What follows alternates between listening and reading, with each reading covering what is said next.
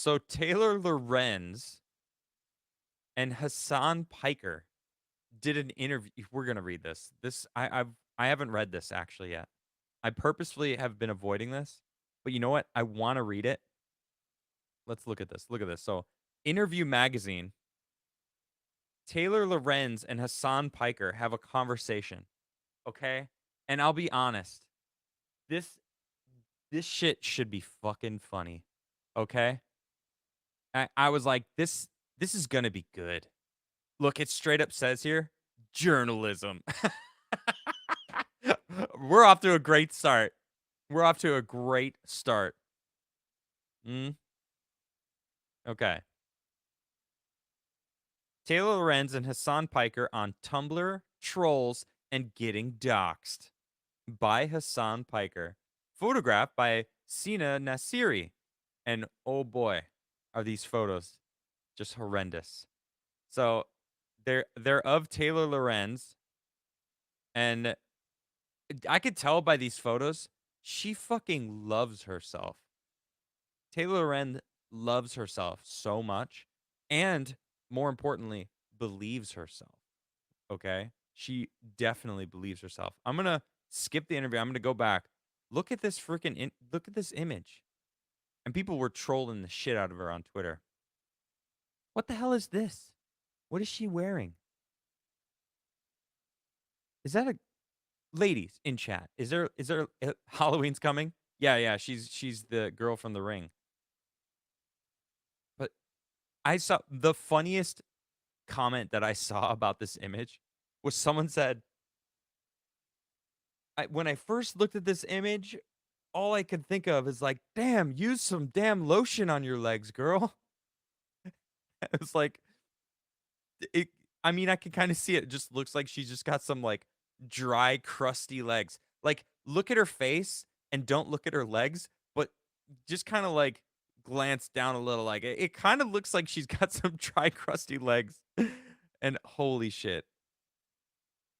Um, unfortunately, oh, okay, I just want to address that real quick. No, my coffee company, I'm shutting down. Crazy Corgi, I apologize. If sent two emails, no answer. Yeah, I'm trying to it should be closed down. This was last week. Things kind of got just it's a sad case scenario, but I was losing money in Crigler coffee. It wasn't worth it. I was never doing enough to make any money. So and I apologize. Yeah, we'll probably end up doing a chargeback and just because or I can refund it. Well, I'll ask that because I have a few people that work on it with me, and it's just it's a sad case scenario. So sorry about that, Corgi. Just wanted to address that. I want to answer those questions. Important. Okay, there's one more that's ridiculous too. This outfit. Now this I don't understand. How is this a shot? If you look at her face, they've got her blasted with a reflector, okay? Like, she's being blasted with a reflector, and it's, like, way too much. It's ridiculous. Yeah. And then this, like, this is just creepy. This woman's creepy. Isn't she, like, in her 40s now? I feel like she really wishes she was still 25. Okay, let's read this interview because I've wanted to read it, and I don't wanna read it by myself, and I wanna laugh at it with others. So let's do this together, shall we? Hasan Piker. Hello, Taylor Lorenz. How did you get your start in media? That's my first question to you for interview. Wow, really hard-hitting journalism here. Oh my gosh. Wow. And I am going to ask you a question. How did you start? And that is my first question. Taylor Lorenz responds with, I got my start back in 2009. I, like many millennials, graduated into the recession when there were no jobs, so I worked as a temp at a call center and in retail. And a girl at one of my temp jobs introduced me to Tumblr, so I started blogging and I got popular online. Piker says, "You were a Tumblr girly?" And she responds, "Yes, I had side bangs and everything." What the hell are side bangs? Is that where like the bangs go like out like that to each side and not just like flat across? I guess. I don't know. Piker says or asks, "How did you first get attention as a writer?" And Lorenz responds, "When I started writing on Tumblr, I was very critical of the mainstream media." That's a fantastic open. And I yeah, how did she go for this is her first response. How did you get attention as a writer? Well, when I was on Tumblr, I was very critical of mainstream media. So I set out to change it. Wow, that is hilarious. A lot of my friends were making things online, and the way that was traditional media was talking about them was so condescending. Like, are bloggers even real journalists? I wanted to hold on, wait a minute. Wait. That sentence right there. A lot of my friends were making things online, and the way traditional media was talking about them was so condescending. That's basically like every TDS infected liberal today, or the past 6 years, 7 years, and right? All of them are the same thing. They're so Oh, you like Trump? You must be racist. Wow. Well, you must be fucking dumb. I wanted to write about the internet from the perspective of somebody who actually uses the internet. I started writing for a bunch of no name blogs. A lot of them don't exist anymore. But my first official byline is for the Daily Dot. The hell is the Daily Dot? Piker knows the Daily Dot, says it still exists. Lorenz continues, they actually have great coverage of content creators. How the fuck would dude, I I hate news about content creators. Cuz like unless it's like Mr. Beast, most of the news is it's always annoying. It's jeez. Piker says, I just searched my name on Daily Pot and I'm seeing of of of course Hasan's first instinct is to go on Daily Dot and search himself. You know, that's something Tim Pool would do. You know, get on there. We're like, what are they saying about me? That's funny. I'm seeing that they've written about me temporarily being banned from TikTok. Hasan Piker says he went to a brothel, sparking debate. Leftist Piker sparks debate over his 2.7 million. Oh God. Lorenz says they love to aggregate a bunch of mean tweets and just say sparks debate. I mean, if you look at a lot of news articles written today, I'd say about 25% to 30% of them are this famous person tweeted this statement. And then you look at the article and it's like them summing up who it was, what they said, and then everyone else's response on Twitter. And that's the entire article. And it's like, I see these articles all the time but I'm on Twitter, right? So I've seen it in real time. I see that when they're trending. I see these responses. I'm laughing at them. I'm commenting on them myself, quoting, tweeting them and stuff. So I think it's pretty funny when that happens. Piker says, speaking of sparking debate, you have become the number one enemy of the right wing media. No. Oh, that's hilarious. Boy, they think so highly of themselves, don't they? No. Taylor Lorenz, no one gives a fuck about you. Okay? People like to mock you, make fun of you. Shout out to libs of TikTok. Wow. They really do think so highly of themselves, don't they? They think they're the smartest person in the room. They think their shit doesn't stink. It's just crazy. You've become the number one right wing enemy. They use you as a scapegoat all the time. Why do you think that's happening? Oh, this should be good. Let's hear what Lorenz has. Tay Tay. I write about online influence, which is something that those people desperately want.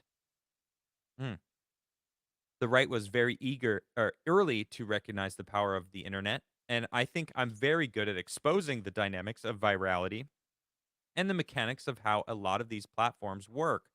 Also, I'm an outspoken woman and I don't mind talking back. No, no one get oh my god. I'm sorry. That's hilarious. No, no, no. Some of my favorite content creators are women. All right?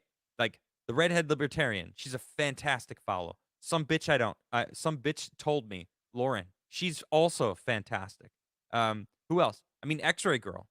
Uh, Chrissy Mayer. Like, there's so many freaking awesome ladies out there that are outspoken and don't mind talking back. It has nothing to do with that. It has everything to do with you being just a freaking bitch. You're so miserably horrid.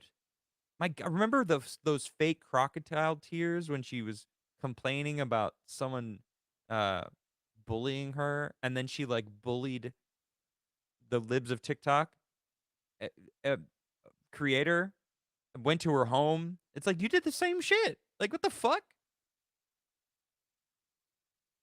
Oh man, this is rich. This is rich. I love that she had to add that I'm an outspoken woman and I don't mind talking back. I don't care if anyone's outspoken. I love people that are outspoken. I love people that talk back. It's when you are blind to the other side. Of course, they're going to say the same thing about me and everyone else on the. I don't even consider myself on the right. I piss people off on the right too because I don't give a shit. Look, I want to be me, and I'm gonna have my opinions on things. I don't want to be on a side. I'm on human. I'm on Earth's side. I'm my side. I'm on my side. I think that's the best side for myself is mine. you know, Everyone wants to be right, but I'll admit when I'm wrong, and that's a big difference. Mm. Piker says, "Yeah, you're not allowed to talk back as a woman." Oh, of course, that's what he like hones in on. That's not the fact that she basically says they know how to use the internet, but I'm really good at exposing the dynamics of virality. So you're admitting you know how to go viral also, and you know the mechanics of how to get going viral. All right? This is her admitting she knows how to fucking grift. And then, of course, you're not allowed to talk back as a woman, which is, of course, bullshit, especially if you're anywhere near the left. No, if you're on the right and you talk out and you're a fucking dumbass, people are going to call your shit out too. Look at Nikki Haley. Nikki Haley's a fucking dumb, warmongering bitch. Shut the fuck up, Nikki Haley. My God. I can't stand hearing her talk. Jeez. This freaking guy. But if you're on the right, they give you a little bit of a leeway until they're done with you. I don't know if you want to talk about this, but I feel like Chaya Ratchik, it also known as Libs of TikTok, has been cyber stalking you. She's constantly talking about you and AOC. Oh, I want to hear what Lorenz says about this. What's interesting about me and Chaya was that her ascent to fame was very quick. She was anonymous, but if you're going to amass millions of followers, monetize hate, shape legislation in this country, DeSantis's press secretary said she was informed thinking behind the Don't Say Gay bill. That wasn't even, it was the parental rights bill. See, this is, again, they're so set in their ways, they're so set in their stupidity and their side of things. The Don't Say Gay, it doesn't say that anywhere in the bill. That's a fucking lie. The bill, all that the bill said was that the parents have to be informed. What's wrong with that? Parents should be informed. The school should never keep anything from the parents. The parents and the kids. That's their family. No one should ever get in between them unless, of course, there's actual abuse going on. But of course, to these people, abuse is misgendering, which is ridiculous. It's like, oh, well, once we got our freaking our uh, fingers into these kids, the parents aren't allowed to like save them, right? But then, they drill it in there. You're not allowed to, you're a woman. You can't speak out. Only if you're on the right, but don't say gay bill. Like, oh my God, it's sick with this. What's the right word? I don't know. The press secretary she had informed the thinking behind the Don't Say Gay bill. You don't deserve anonymity. And so, yeah, everybody does if they want to. I think that's bullshit. And so I wrote about her. Now she monitors my internet presence 24/7 and seems very triggered by it. Oh, that's rich. No, no, no, no. I'm sorry. She's see this I find pretty funny. People confused getting triggered a lot, right? I see some people say some dumb shit and I call them out and they will say, "You're so triggered," and they'll comment like 4 or 5 times, like, "You're so triggered, fucking get owned. I fucking got you, blah, blah, blah. Look at this fucking dumbass." And I'm like, I made one response calling you a dumbass. You responded me with 5 comments about being like, how I'm triggered. Like, bitch, I'm not the one who's triggered here, okay? And when I see Libs of TikTok or when I see Chaya posting about Tay Tay. She makes fun of her. She calls her Tay Tay, and it's she's having fun. She's making fun of Taylor Lorenz. She isn't stalking her. She's not monetizing her internet presence 24/7. How the fuck would she be able to do that and pump out the shit that she puts out about TikTok? She's constantly posting about TikTok all the time. Libs of TikTok cranks those things out. She might have a team. I don't know. She might not. She might still be doing it herself. Doesn't matter. Who cares? She's making it work. She got to meet the fucking president. Good for her. This is fucking jealousy. Let's see what Piker responds. Yeah, she has a thing for the girlies. It's a little what the fuck does that mean? Oh, that's okay. That's weird. Lorenz says it's funny. Every time I've ever asked her for comment on a story, she makes it weird and sexual. I'm like, no, she makes a fucking joke, and you're trying to be a serious journalist, and you're not. I'm like, I'm just asking you for a comment, and you're bringing up dating me. She says, I don't want to date you. Like, it's a joke. Chaya is making a joke about Tay Tay and how she is obsessed with libs of TikTok. I mean, you want to talk about cyber stalking? Like Taylor Lorenz like went to her house looking for her. She like went to her family's house. Hasan Piker has a thing for young girlies. I don't know if that's true, but I just read that in chat. Is that true? I don't know. I already don't like the guy. Let's see. And then she says, "You have these women that have ascribed to the super regressive and repressive worldview, and then they see people like me who are living freely and thriving, and there's resentment." No, no, no, no, no, no. Sorry, Chaya does not resent you. No, no. She's happy in life. Okay, I don't believe you're happy. You living freely and thriving.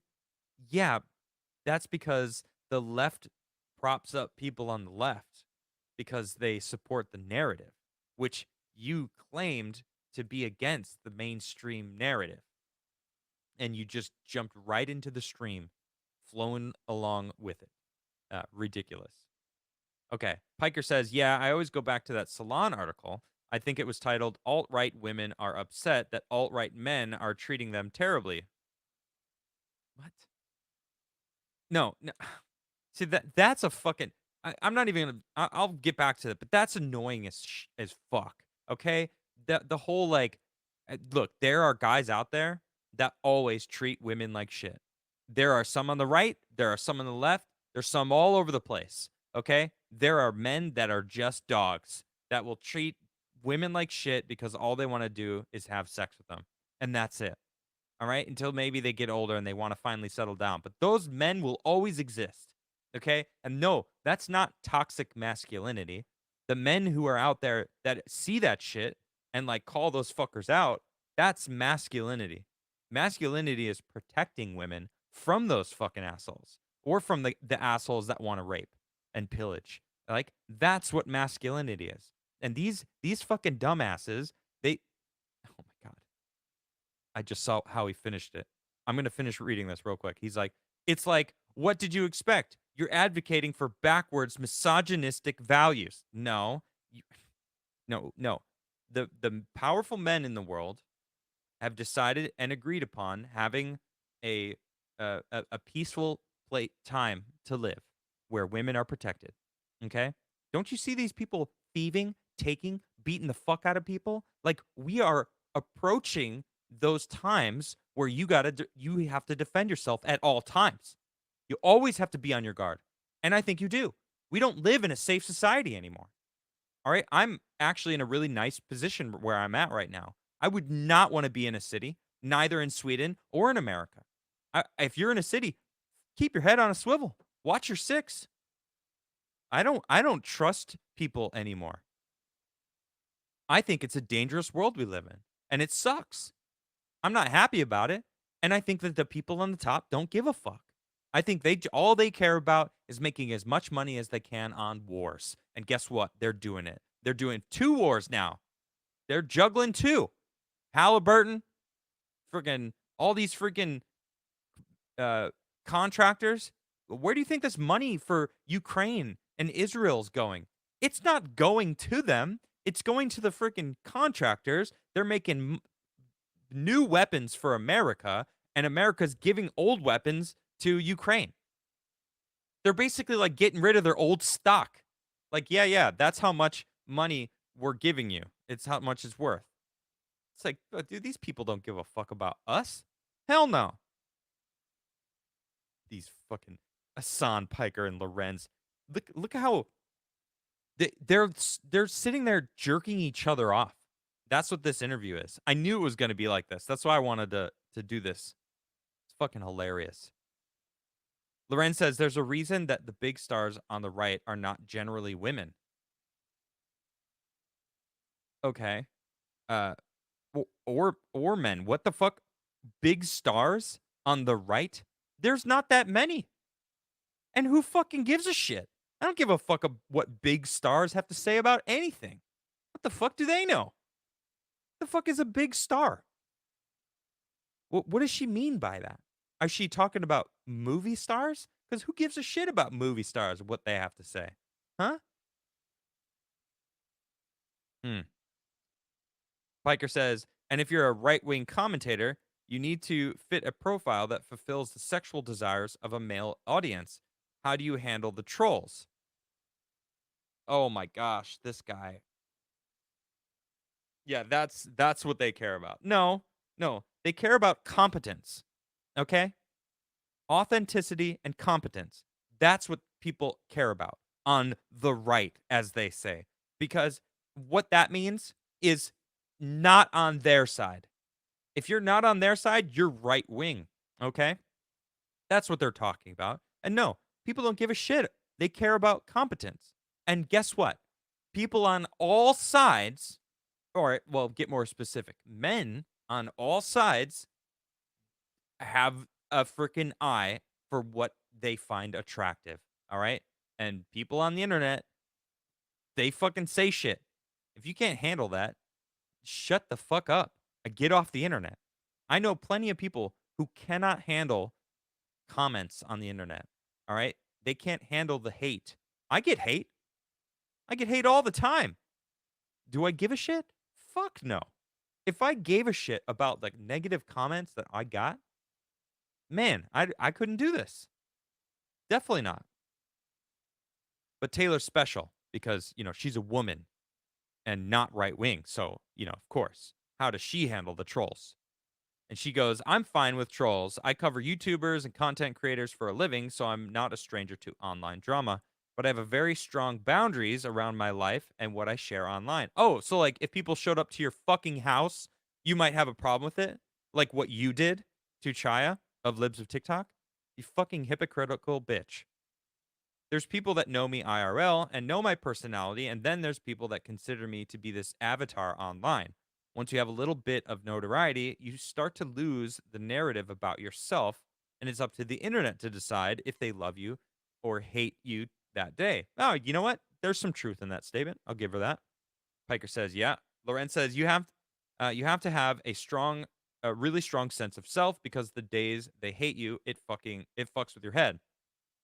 Uh, okay, that's probably because you let it get to your head and you can't. And that's letting them win.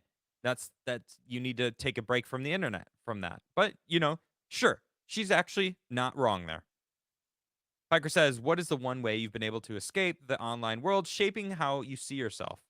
She says, "It's definitely a struggle. 2020 was the hardest because I wasn't having a lot of in-person interactions. Also, Tucker Carlson was coming for me all the time, and I was working for the New York Times, which was a very difficult place to work if you're dealing with this type of thing. But now I spend time with other people who know what it's like." Basically, she found her little circle jerk echo chamber. Living in LA, it really helped me because so many people here have an understanding of fame and the fact that what you read in the media is often bullshit. Dude, I was talking to this with the Bay Staff boys the other day about LA, and I feel like there are definitely exceptions to this. Call being one of them, and a few other people that I know that are actually conservative in LA, and I won't out who they are, but LA is this world filled with people that don't care about others. They only care about themselves to like this selfish narcissistic end of caring for yourself because you should care for yourself. It's not having a little bit of selfishness should always be a thing. You should worry about yourself. You should care about yourself, respect yourself. But when it comes to the point of narcissism and like LA, for example, people will climb over others to get a higher position. Relationships, boyfriend, girlfriends, like I'll date you for now until I find someone better, someone worthy of me, because they obviously always think they're tens. It's those women online when are asked like, rate yourself. I'm a 10. Obviously, I'm a 10, and they're like, oh, the freaking Gorlock, right? That dude that is wears a dress and says he's a badass bitch for a living. It's like you're a fucking fat guy and you sleep with gay guys that like fat guys. That I mean I mean I don't how else does it work? You know what I'm saying? It's like that's that mentality though. I'm a 10, I deserve a 10. You're just acceptable for now until I find something better. Or the job until I'll just work here until I find something better, which that's not necessarily a bad case. Like you should always try to get something better when you're working. Like, you know, you deserve what you accept. So but, oh, man. But it's the same thing about, like, caring for yourself versus becoming a narcissistic prick. You know what I'm saying? Anyway, let's get back to this. Piker said, "Absolutely, but real-world impacts have happened in your life as a consequence of your online work, and one of them is being doxxed. Do you want to explain to people what that's like?" Lorenz says, "Being doxxed just means that somebody put all of your personal information on the internet. I cover content creators that have very dedicated fandoms, so even outside of the right-wing craziness, I've been doxxed a million times. A million times. Wow, that's a lot. I've reported very critically on Jake Paul over the years. Well, he's freaking. Wait. I feel like Jake is the cool brother, right? And Logan's the jackass. Jake's the better boxer, right? I don't know. One of them's a fucking scammer, crypto scammer. That dude.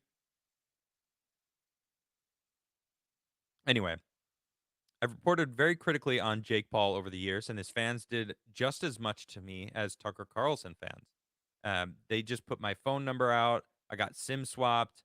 People were trying to swap my apartment building. It's terrifying to go through it the first time, but on the 15th time, you're like, okay, what are you going to do? Just try to swap me again? I'm at the point where I'm like, these people are just pitiful and don't care, and I don't care. Everything that can happen has happened. I mean, no one's trying to physically kill me, but I think most of what these people want to do is terrorize you. And once you accept it for what it is, it becomes less scary. Look, you know what? Hey, I'm just gonna say up front, if you swat people, you're a fucking bastard. Swatting is terrible. You're a fucking bastard if you swat people. All right. So if she got swatted, fuck the people that swatted her. All right. I don't like Taylor Lorenz, but that's fucked up. All right. And people should be arrested for that. Yeah, dude, don't fucking swat people. That shit's fucked up. Okay. So and you know what? I like how she name drops Jake Paul's fans, Tucker Carlson fans. They're not responsible for fans. All right. And you don't even know if they're fans. What if they're just fucking haters? What if they're just her detractors that follow her everywhere because they fucking hate her? That has been known to happen. Huh? it's not side scrollers fans that kept attacking DSP after the interview that we did with him a couple months back, 6 months ago, I guess now, 7 maybe. You know, it was the detractors who already didn't like DSP that watched the interview for more entertainment because of that freaking shit show. I don't know if you watched it or not, but holy shit. Okay, so back to Piker. Let's see. Hasan Piker says, I find it really tragic but funny that the stands behave identical to right wing people. It's inexcusable regardless, but it seems more understandable for a 14-year-old who's really invested in Jake Paul to behave that way. It's certainly not normal for a 35-year-old divorced dads. Well, that's a lot of freaking projection slash assumptions. And also, 14-year-olds are brutal as fuck. They will tell you the truth to your face. They don't give a shit. All right. Think about the what Modern Warfare 2 lobbies, the freaking lobbies of old on the internet. All right. People don't give a shit. Okay. They don't give a shit. 35-year-old divorced dad. Are you sure that's who was attacking Taylor Lorenz? He doesn't know. They don't fucking know that. I don't know who it is. I'm not saying I know. It wasn't me, certainly, but come on. Lorenz laughed at that, and Piker keeps going. He says, "We're devolving, partially as a consequence of being extremely online. Speaking of that, what's your daily screen time look like?" Okay, I I gotta say, I kind of agree with Hasan here. All right, I can't believe I'm saying that. I do feel like we are devolving. All right, too much screen time. We are getting disconnected from reality. That Zoomers are now going, "Wow, I've discovered this thing called silent walking." Right? You guys saw this, right? Silent walking.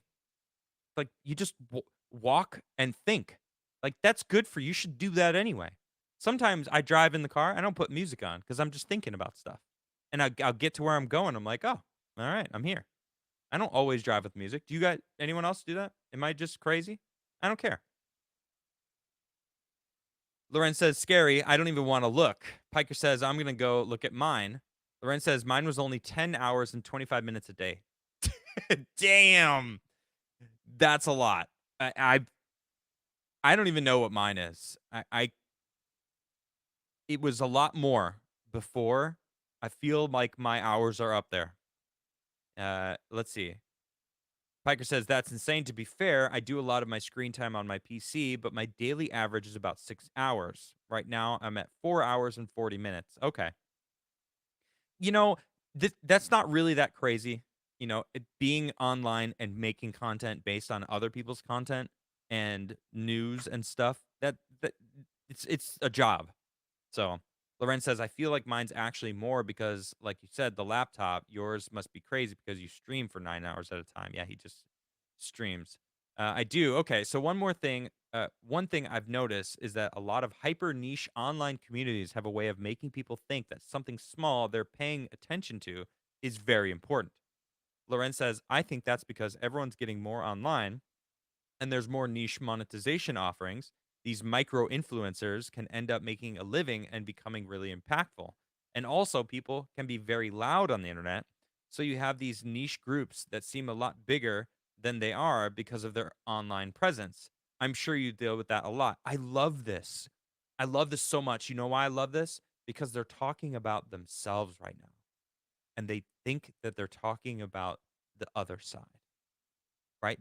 This is so dead on for the trans activists, although that's now, I feel like, it reminds me of this video. All right, I saw this video the other day.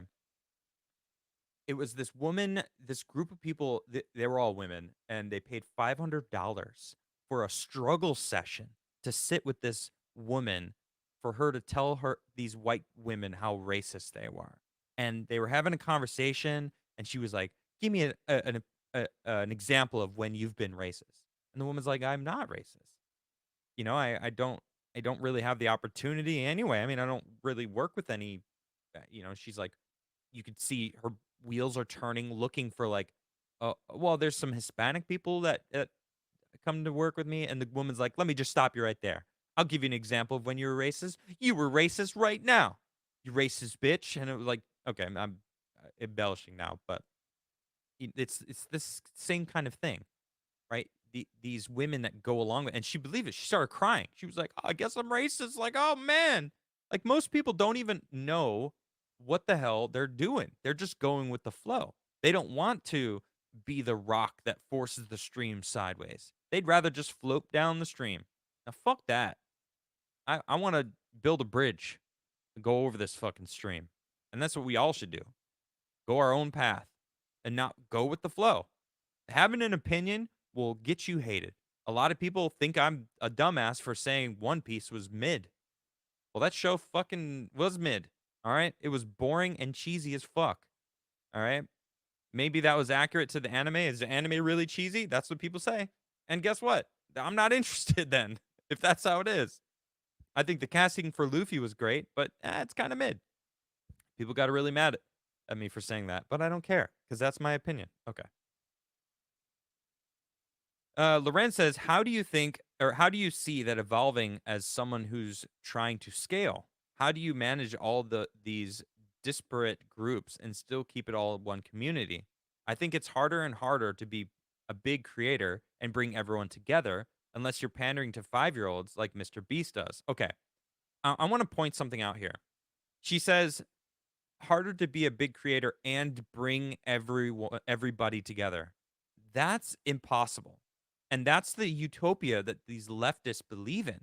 They think that they can hammer everyone's opinions to suddenly accept everything that they want accepted. They truly have this in their head that once we struggle session the entire planet to believe what we want them to believe, our utopia land will exist. No, they're deluded. They don't understand that evil exists on this planet. You can never get rid of evil. There's always going to be someone who will kill you for what you have. Now, that's a bold statement, but it's true.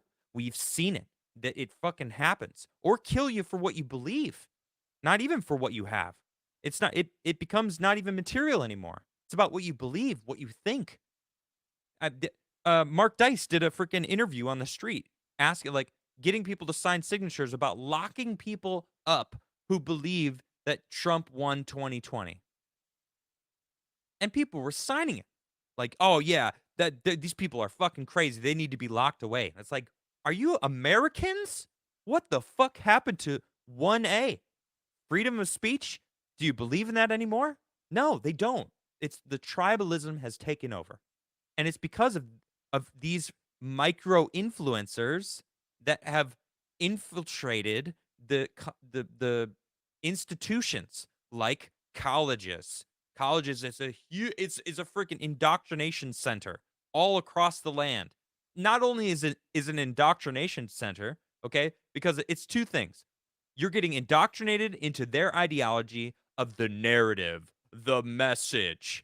And then on the other half, you're going into fucking debt as a child. 18, 19, 20, 21, 22, dumbasses. All right. I was a dumbass when I was 22. I didn't know what the fuck I was doing.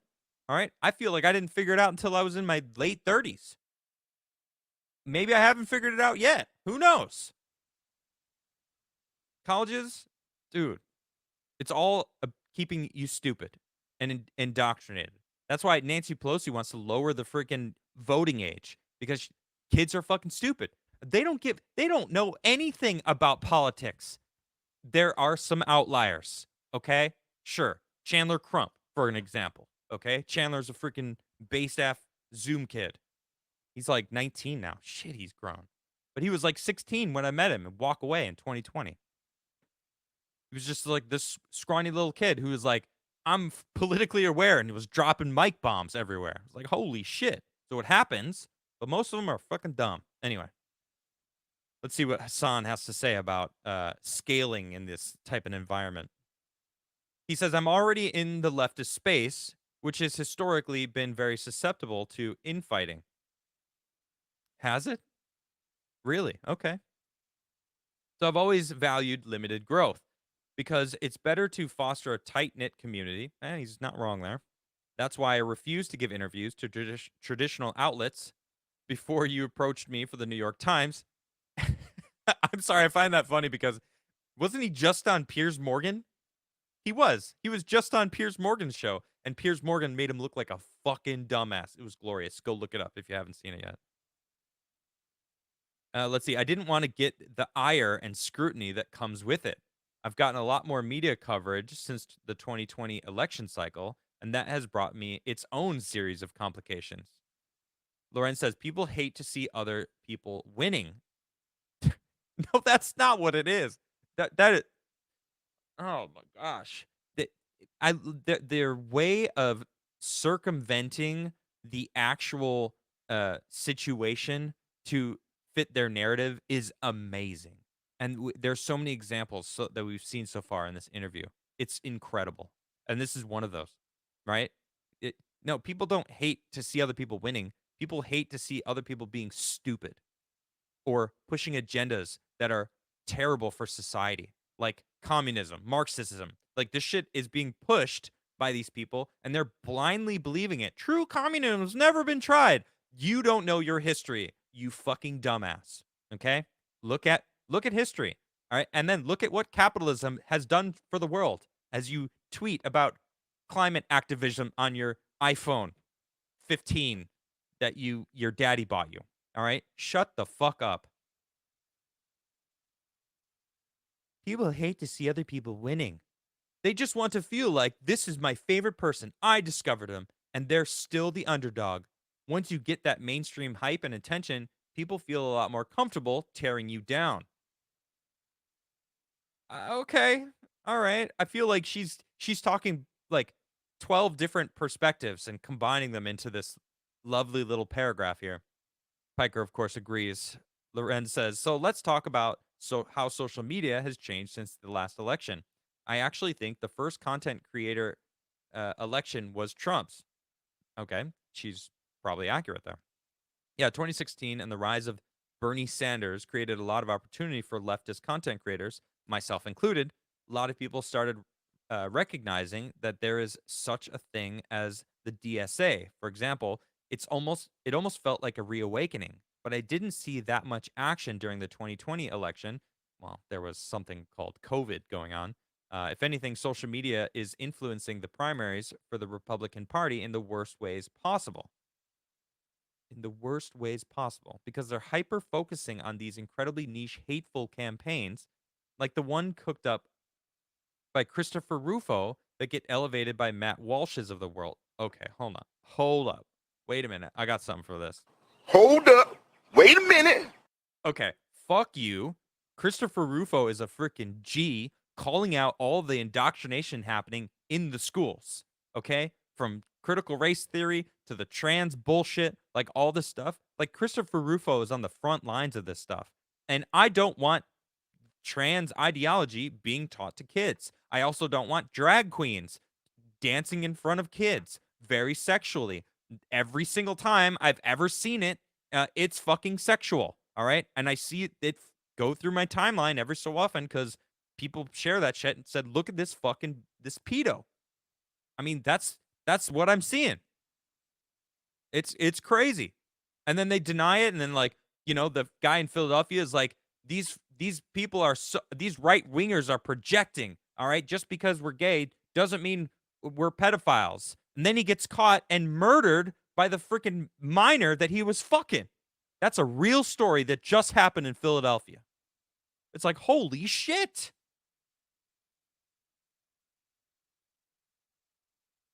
Hyper focusing on these incredibly niche, hateful campaigns. Incredibly niche. None of these people have children. I can tell you they do not. They do not give a fuck about other people's children. Other people's children are property of the state. All right, that's how they see it. Because this incredibly niche, hateful campaign is a bunch of parents that are fed up with the state trying to indoctrinate their children into the narrative, into the message. Okay? Parents are standing up.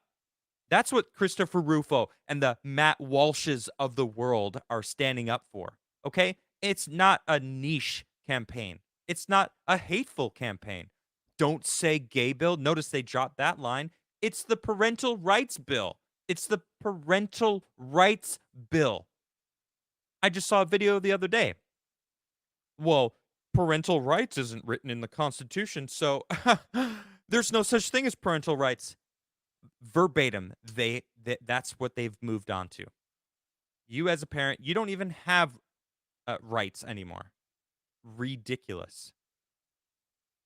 But that's making them seem gross to the broader audience of Republican voters, especially those in the margins that aren't as obsessed with murdering trans people as they are. Holy shit.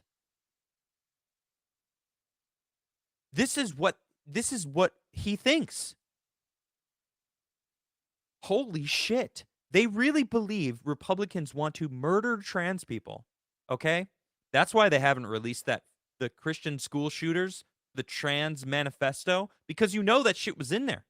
Okay? There's countless videos of these trans people saying we need to stand up, we need to fight, we need to get armed, we need to fight back. It's a genocide. It's a genocide. It's a genocide. Driving it home, convincing each other that they're being genocided. When in reality, it's a fucking dangerous place out there. People are robbing and killing each other. And anybody, if you have something someone else wants, people are going to want to steal it from you or shoot you for it. Doesn't matter if you're trans, straight, gay, lesbian, bi, a tree, who fucking gives a shit what you identify? I don't care. I don't want to kill anybody. But I also don't think there's any such thing as a trans child. I think that's ideology. I think that's what you're pushing. This whole, would you rather have a dead son or a live daughter? It's like, how come these trans people haven't been committing suicide for ever? All right. I care more about the 22 veterans that commit suicide every day because they're not getting the help that they need. I want my tax money to go to the veterans. They at least chose to serve something other than themselves. Major respect to those people. I don't agree with the military industrial complex, but I recognize when someone wants to serve society. These fucking people don't want to serve society. They want to convince these trans kids that they'll be happy if they medically castrate themselves, cut themselves out of the freaking gene pool completely. Oh, you'll be happy though. You're affirming your gender by cutting your genitals off because that somehow affirms your gender. Fuck Hasan Piker. Anyway, he says, but I can't say the Democratic Party really gives a shit about the influencers. And he laughs. How do you laugh after that statement, dude? Fuck this guy. Lorenz says, no, but the 2016 election really did give rise to this whole crop of leftist content creators. Do you feel like the ecosystem is struggling? Yeah, because truth is getting out there. And they're having a harder time of getting the truth out there because they're being smothered by actual truth and not their feelings. Piker said, I think the pendulum shifted in the other direction very quickly because American politics and culture has an incredibly reactionary slant. Nothing came of the Black Lives Matter protests, and that truly made a lot of young people tap out of politics together. They were like, well, we protested. There was a police precinct that burnt down. Nothing came of it. So why the fuck would I ever do this again? Oh my God. That's it. We tried. We tried burning down a bunch of cities. In fact, they fucking did burn down a bunch of cities. A fuck ton of cities. They tried burning down courthouses. They burnt down churches. It was remember that, mostly peaceful protest? Fiery but mostly peaceful? Yeah, you remember that, right? Fucking Summer of Love my ass. Then you have this new wave of right-wing Gamergate style content from the Andrew Tates of the world that totally captivating younger generations, and that is definitely a monkey see, monkey do situation. Who else is Andrew Tate? Like, what other people out there? Sneeko? He's like, he wants to be Andrew Tate, but like, who else? That's it. Pearl? No. Sorry, no. Pearl's not an Andrew Tate. She's trying to convince people to get men to get vasectomies and not get married. Like, no. Men should get married. They should marry the correct woman. All right? And I'm not saying that that's easy, okay? I'm not saying, especially this day and age when people are entitled as fuck. Holy shit. But she's wrong. get vasectomies. No, maybe just don't have sex till you're ready to have a kid. I mean that. Jerking off lowers your testosterone. Sleeping with the person you love raises your testosterone. That's crazy. But it's true. Anyway. God, these people are freaking ridiculous. Lorenz says, I totally agree. These platforms, Twitter as the most prominent example, are built to reward people like Andrew Tate. I mean, Elon is literally paying tens of thousands of dollars to the most hateful creators on the app. No. I'm sorry. No. No. I hate the monetization on Twitter. Okay. Yes, I'm monetized and, I've made some money. Not really. But I didn't change how I used Twitter to make money.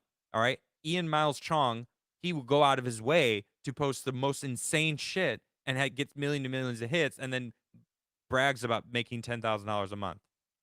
That's not me. And I don't like engagement vampires. I think it's actually a detriment to the platform. I think the platform has gotten worse because of that. It's become this, what do you think about this? What year were you born in? What movie came out when you were laid the first year? Like, fuck. I don't, what is this, Facebook? Shut the fuck up. I don't care. It's so annoying. Piker says, yeah, the end wokeness and out and about white supremacists is pretty awful. Where the fuck is white supremacy on Twitter? What? I'm on Twitter a lot. And I follow a lot of like the conservative right-leaning accounts. I don't see it. Anybody? Anybody? King, you're on Twitter a lot. All right. Do you see any white supremacists? Huh? I that's insane. That's ridiculous. This is just purely he made that up. This is all just purely made up. I mean, end wokeness? Yeah, I would love that, actually. Taylor says, I don't see it changing, which is just too bad. When the pandemic came, I was like, well, finally we'll be able to get universal health care. That notion has died. Fuck universal health care. Look, universal health care works if everyone cares about their health. When you have half, or, I don't know what the percentage of, I'm just going to say half. I mean, when you have half the country that doesn't give a fuck about their health and just has diabetes because they just eat sugar and drink like 12 cans of soda a day. And I bet that there's a lot of people that probably drink more than that. All right, and they have a shit system. They don't give a fuck. The socialist aspects of a country fall apart when the first person stands up and goes, "I can take advantage of this," and then everyone sees it and starts doing the same. Okay, it falls apart, and it doesn't work, and that's why it's not working in America. The welfare system is fucking trash because too many people say, "All right, I'm just going to use this. This is going to be my new baseline," instead of using it to get out of it and stop using it. People just go, all right, this is the new normal. I get money now. Why would I ever not do this? And then they get stuck there. And it's like that the American creed. I do not want to be a kept man. I love that line. And that's what we need to bring back. Make America great again to me means returning the desire to be respected, not demanding respect, the desire to be respected. I think that that's fair. All right? I think that's an honorable thing. I would like to be respected. I'm not demanding it of anyone, but I would like that. So therefore, I'm going to live my life to try to be someone worthy of respect. I think that that's also fair, right? I don't want to be a kept man as well. I don't want the government to provide for me. I want to provide for myself. That's what make America great again means to me. These fucking people. Let's get this done. We're almost done with it. Finally, we will get universal health care. That notion has died. No one even talks about it anymore. What do you think is going to take to fix that? America will never have universal health care. No, it's never going to happen. Do we just need to build new social platforms, or are we totally fucked? Yeah. Go to Mastodon. All right, didn't they all go to Mastodon? Mm-hmm. by all means. I like how she talked about universal healthcare, but then was talking about Twitter being a terrible social platform. It's the best social platform out right now. It is. There's nothing better as far as like saying whatever you want as a social. Like Rumble's fantastic. I love Rumble, but it's not. It's a video hosting site, with free speech. So shout out to Rumble. I love it. And Rumble must have put me on the front page or something because there's a huge chunk of people hanging out on Rumble. So what up, Rumblers? Um, that's dope. I saw a lot of people, 500 people watching right now. Thank you guys. Make sure you subscribe and smash that like button for me. Okay. Let's see. So Piker responds, the pendulum will inevitably swing in the other direction when social media apps realize they haven't been moderating their communities enough.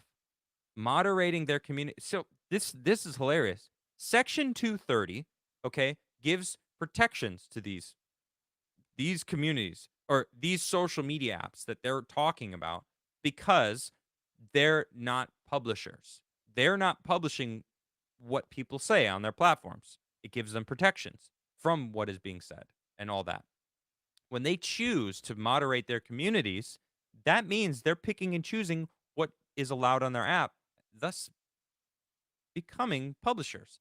And I think it negates Section 230. I think Section 230 needs to be reworked and fixed. So, like, this vague shit. I mean, these people obviously are clueless, but I don't know. They're moderating, and I don't think they should. I think I want to know who the racists are. I want to know who the fucking dumbass, useful idiots are. Looking at you, Lorenz and Piker. I see most right wing content creators continuing to be as aggressively reactionary as possible until there's definitely not going to be legislation passed, obviously, because Americans are terrified of any kind of restrictions on free speech. It'll be up to the platforms to self moderate. Terrified of any kind. So, Hasan, do you want restrictions on free speech? Clearly, he does. I Free speech is the only answer. You cannot you can't fight hate speech with censoring.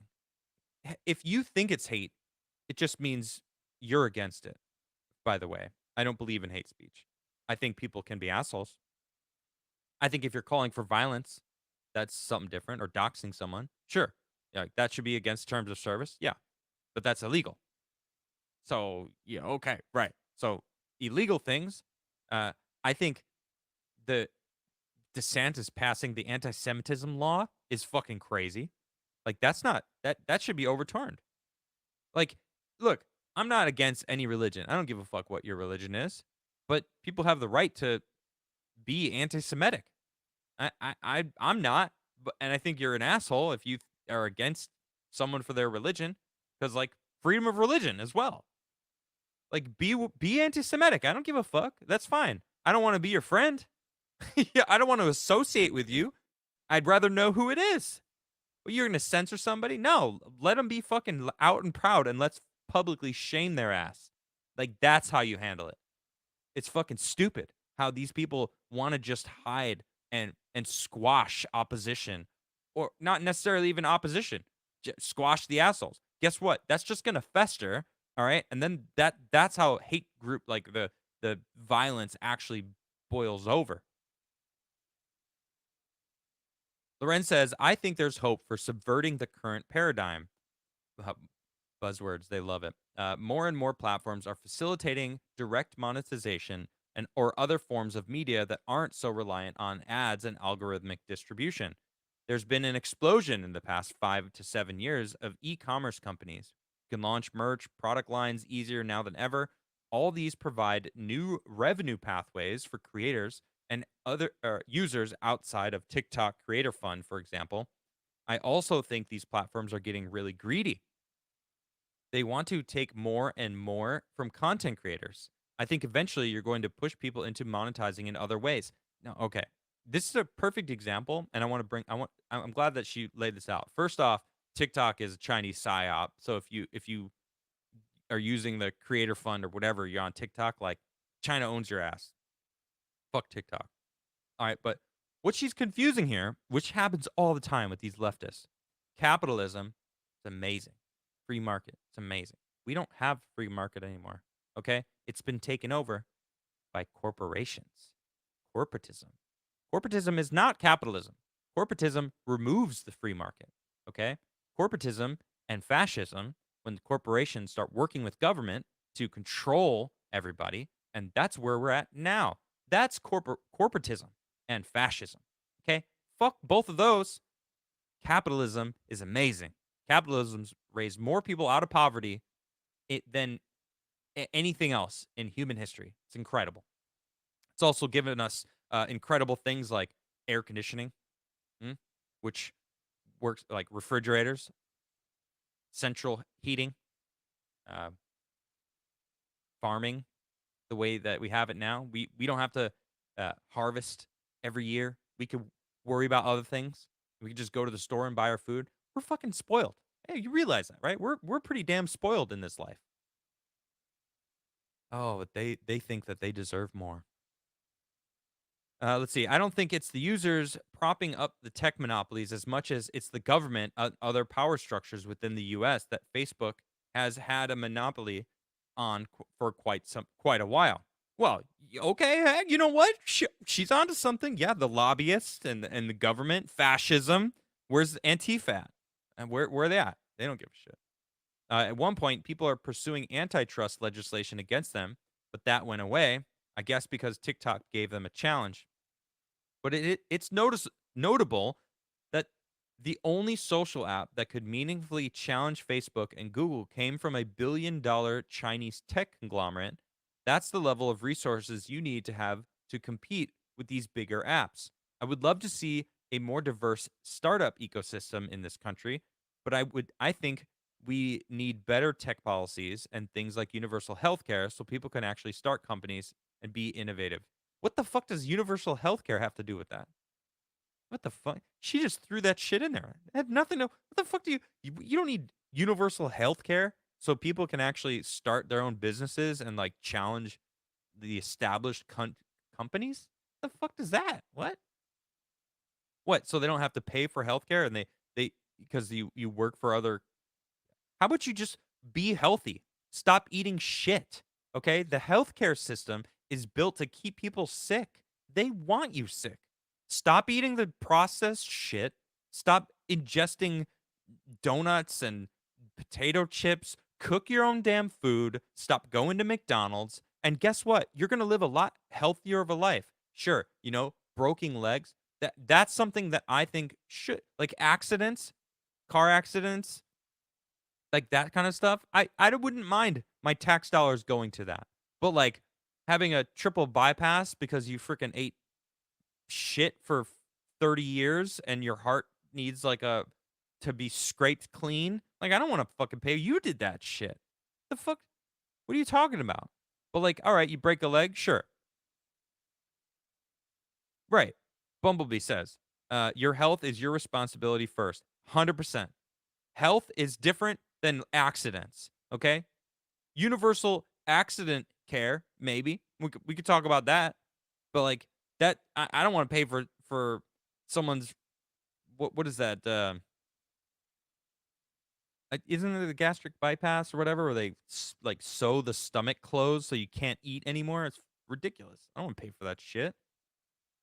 Piker says, "Yeah, I think breaking down tech monopolies is going to rely on the internet or on the government, which I don't think it's interested in doing. No, because they work together. It's called fascism, you fucking dumbass." The actions they took towards TikTok signaled that they were more interested in preserving Silicon Valley billionaires over foreign billionaires with tremendous amount of control over the American psyche. Yeah, it's called fascism and psyops war. All right, war is fought in the mind. Well, they want it in the battlefield so they can sell their freaking missiles and shit. Piker said, uh, "Oh, actually, Lorenz responds here. She says, "Yeah, American billionaires can seize and misuse our data and manipulate elections, but God forbid another country's product does anything like that. Also, let's not forget that many members of Congress own stock in Facebook and have deep ties to these tech conglomerates. I also think most people in Congress don't know how to turn on their own computer. So I'm not holding my breath on any thoughtful legislation. I feel like there's a chance that both the right and the left could actually come together in this beautiful moment of hating the government, all right? And thinking the government, insider trading and taking advantage and not giving a shit about your data or caring about you at all. I'm sure they'll figure out a way to spin it so like the right being against the government is insurrectionists and the right being against the government is like fighting the man, of course, something like that. Piker said it's not only the lobbyists that write their legislation and they're in the pocket, so they're not going to do that. And Lorenz says, we're doomed, but users have a bit more power than they realize to shape these platforms. And one thing I noticed while writing my book is that there's a push and pull tension between content creators that generate a huge amount of engagement on these apps and apps themselves. Ever since the mid 2010s, when Vine creators sort of took control of the app and ultimately abandoned it, leading to its decline, tech companies have gotten a lot more savvy. A boot comes down hard on any content creator that tries to exert too much influence on their platforms. Piker says, yeah. Lorenz says, I'm sure you deal with that yourself. It's tough. Piker says, well, Twitch maintaining its live stream monopoly is good for me. Laughs. No, I'm in favor of breaking that down. Well, Twitch actually just announced today that you can stream anywhere you want. All their creators can just multi-stream to everywhere. They needed to do that because they were losing everybody. So I'm not really surprised that Twitch did that because Kick was stealing people. Rumble's got a lot of people that are gaming on Rumble. I know a lot of people that game on Rumble. I gamed on Rumble for a long time. When I do game, I game on Rumble. Let's see here. It just sucks that the only way to break down the major amount of live stream market share that Amazon holds, Amazon owns Twitch, was to ban gambling from Twitch. Because all that happened was that crypto companies went and made their own gambling websites, which still rely on Amazon's own web services. And they play like unregulated, unmoderated hole of despair. I don't know. Everyone seems to love Kick. There's a lot of people that are jumping onto Kick, and that's backed by those gambling websites. And Lorenz says, that's depressing. Well, let's end on a high note. I hope that people love my book, read my book, order my book. I don't know if you have a copy yet, Hasan. If not, I will get you one. And he's, of course, looking forward to it. I will not be getting that book because that right there was enough Hasan Piker and Taylor Lorenz that I can handle for one session.